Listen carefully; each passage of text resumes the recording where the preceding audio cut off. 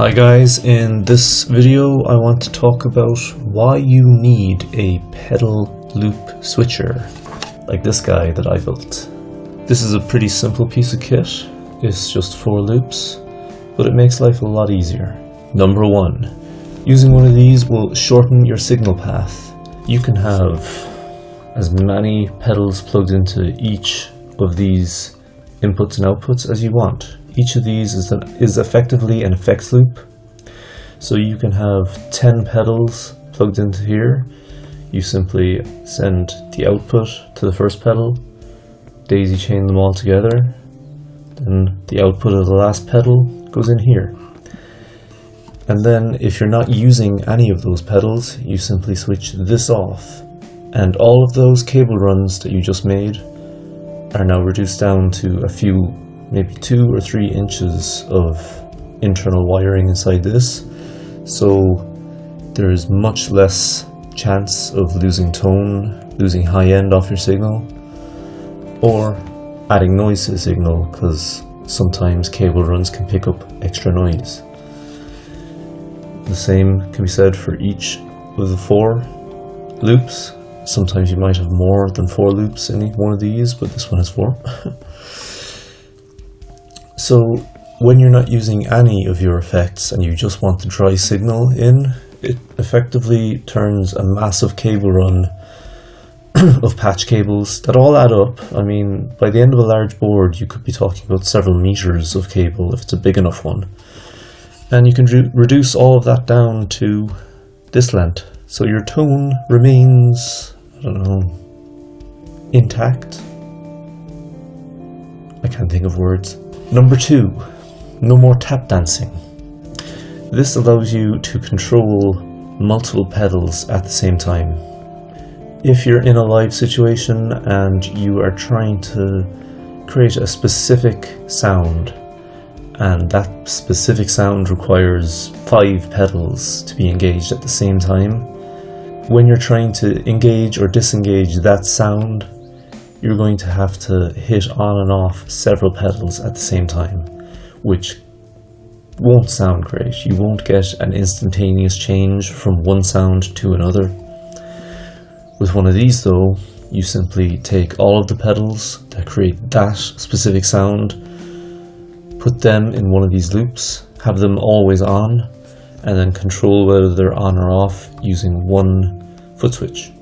So you can instantaneously go from dry to wet, or just have some of the pedals. If you always have a reverb on and that's part of the sound, obviously you would have that outside of that loop, and then just switch on multiple pedals to add to that to create your sound instantaneously. So it makes for a better live experience and you have basically more control. Number 3, it brings the control to the bottom of the board or the front of the board, whatever way you want to look at it. If you have this at the very bottom of your pedal board nearest your feet, you can have the other pedals that are plugged into it anywhere. It doesn't matter about the placement of them. The control of having them on or off is always right in front of you, and this just makes things a lot easier. If you have to go searching on the board on a dark stage for a specific pedal, switch on and off, you can accidentally hit on and off something you don't want to. This eliminates that. It's all right in front of you. Number 4, you can add true bypass to any effect which does not have true bypass by simply putting it in a loop.